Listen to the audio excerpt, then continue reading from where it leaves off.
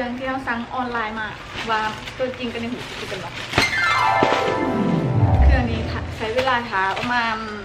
30ตัวจะมาหูตัวนี้ได้มาก่อนประมาณ30,000ตัวนี้เป็นอุปกรณ์โทรศัพท์มีกันแตกอีกเคสแล้วก็มีของใส่ลังกล่องใส่ของนี้โหลดใส่ลูกอุ้ย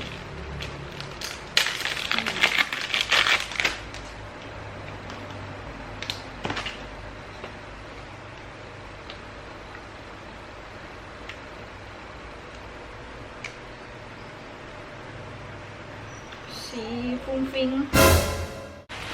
ซื้อหานับหามาประมาณ3 อาทิตย์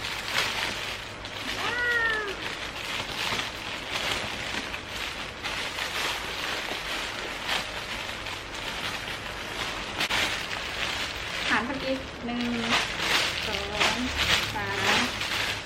4 5 6 7ตัวกัน8 9 10เริ่มจากตัวแรกเบิ่งก่อนมันสิคือในหูป่ะ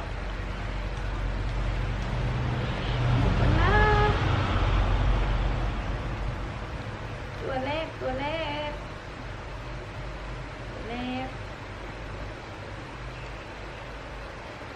สีลายเลยกัน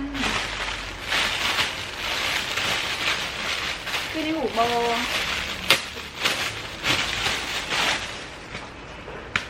ว้าวเสือลายเป็นเสือลายโซบะตัวแรกชื่อว่าพานคือในหูเลยตัวที่สองตัวที่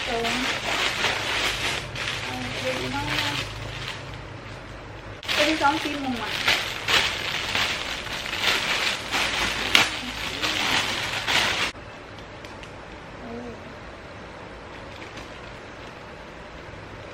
ตัวสีหมอกอ่อนๆเป็นเสือสันคือว่าคือในหูอยู่แต่ว่าแพ้อยากบ้านไหม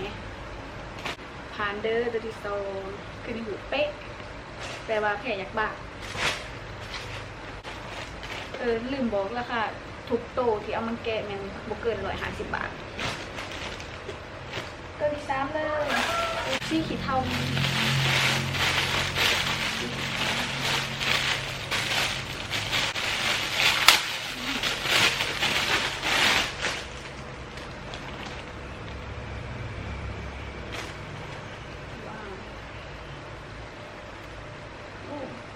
แค่บนหน้าลายแบบพอดีบานทำหัวมันแดดก็ดุกแดดอยู่ด้วยนี่เป็นหมวดนี้สีดำเป็นเสือหมวดเดียวกันแต่ว่าคนละสี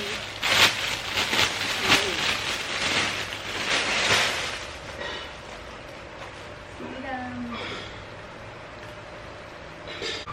แขนยาวจ้าสีโต้ตัวที่3เป็นตัวที่4แบบเดียวกันแต่สีพานคือว่าพานตัวต่อไปตัวที่5จ้าตัวที่5สีบัว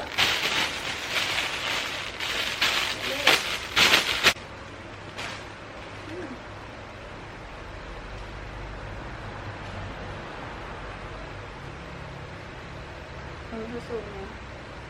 เสือไม้อีกแล้วเสือสันอีกแล้ว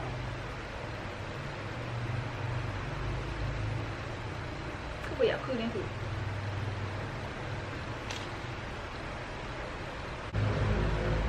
ตัวพานได้มาตัวที่6เสือตัวที่6ของเรา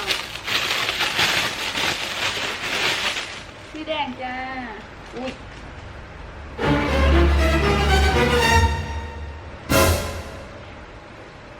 อีกอย่างนี้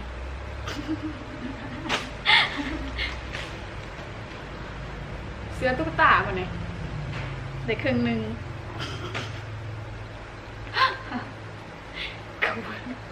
อีหยังนี่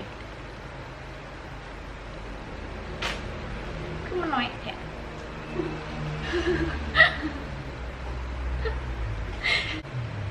เยอะมันเยอะยึดลงได้เนี่ย มันเยอะมันเจ็บมันตะไหน สวัสดีโอ้ย ต่ มา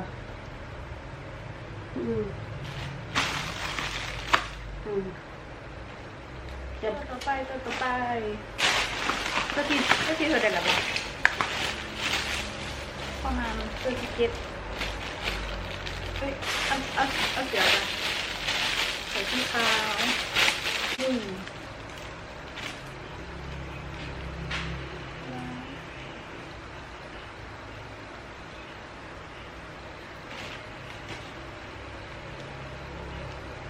แพรมันจะเป็นแบบเดียวกันเมื่อเกือบทุกโตะที่ซื้อมา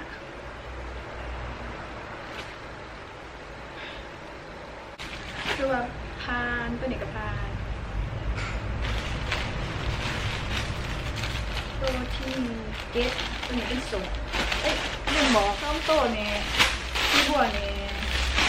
ที่บัวหมดเดียวก็ที่ค้าตัวนี้เดือนเป็นข้าวหมูปลาจีนก็ได้ที่ปลาหน้าบูว่าจะตรงหรือตรงบุกแก้ดีกว่าตัวที่เก็ตข้างเท้าตรงเป็นสูงที่ดัก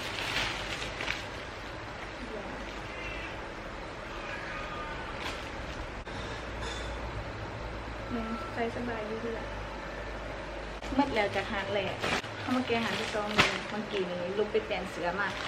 เสือจนนั้นบุไว้แห้งสูงเกินไปหางนี้เป็นสูง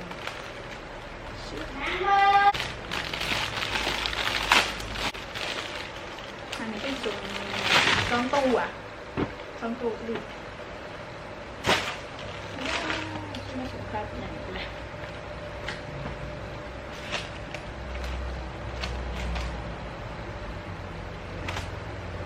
มันไม่หูมันคือบริเป็นอย่างไรมันคือคลายบริแยงไปลองลงตัวหลังจากนี้ก็กินมี